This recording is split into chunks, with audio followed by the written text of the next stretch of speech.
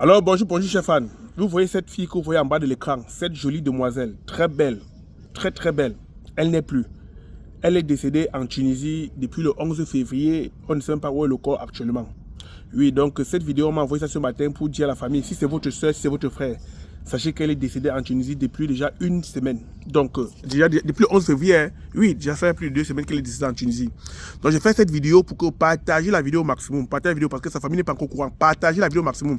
C'est hier soir qu'on m'a envoyé ça, on m'a dit, AF, comme tu es trop suivi en diaspora, tu es trop suivi au Cameroun. Donc, fais la vidéo sur la jeune dame qui est décédée en Tunisie. Ouais, ça fait mal au cœur. Apparemment, la jeune dame souffrait d'une infection pulmonaire. Une infection, une maladie pulmonaire qui l'a dérangée depuis quelques temps qu'elle avait en Tunisie parce que c'est une boussailleuse. Donc elle avait en Tunisie parce qu'elle partait aussi en bain. Si on était bien chez nous, c'est qu'elle ne devait pas prendre la route de l'aventure. Si elle a pris la route de l'aventure, ça veut dire qu'il y a eu un manquement. Sachant que nous qui partons en aventure, c'est pas forcément parce qu'on est mal à l'aise chez nous, mais parce qu'on n'a pas de l'argent pour vivre aussi bien chez nous. Vous savez qu'en Afrique, il y a une pièce de personnes qui ont beaucoup d'argent et certains n'ont rien du tout. Donc la richesse n'est pas équilibrée. Donc cette sœur a quitté le pays pour aller se chercher. Malheureusement pour elle, elle ne rentrera plus. Et je ne sais même pas si la communauté africaine de Tunisie, à Sfax, est capable de rapatrier son corps. Car vous savez que là-bas, tout le monde est jonque. Là-bas, ce sont tous ces migrants. Franchement, elle est décédée comme ça, mais dans les commentaires, on dit qu'elle est décédée d'une négligence. Donc elle est partie à l'hôpital, elle souffre d'une infection pulmonaire. Vu qu'elle est migrant, donc on n'a pas pris soin d'elle, on ne s'est pas occupé d'elle. Et même ses compagnons de galère ont disparu, ont fui. Alors que vous savez tous que quand on sort du pays, quand on se retrouve d'ailleurs, on devient tous une chair, on devient tous frères et sœurs.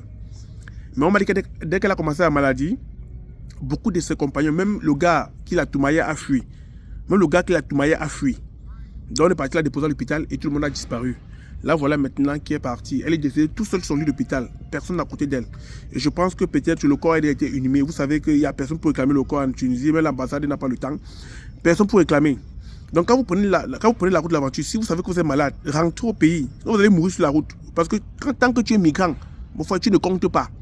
Parce que quand tu es migrant subsaharien africain, tu ne comptes pas. Si tu es encore blanc, oui, ça va passer. Mais quand tu es noir, tu ne comptes pas. Donc si la maladie commence, est-ce que tu vois que ça ne va vraiment pas? Rentre mourir auprès des soins, auprès des tiens. Rentre mourir auprès de ta famille. Là, au moins, on va te pleurer, on va t'enterrer. Parce que là où la famille est là, vous voyez, quand vous la voyez comme ça là, je ne pense pas que le corps rentrerait. Je pense que le corps a été inhumé là-bas. Vous savez, chez les Arabes, quand on meurt le matin, on enterre le même jour. Le corps ne dort pas chez eux, il n'y a pas la morgue chez eux. C'est fils ça, c'est fini avec toi. C'était votre humble serviteur, votre sergent, votre sous-officier, votre AF237 Buzz.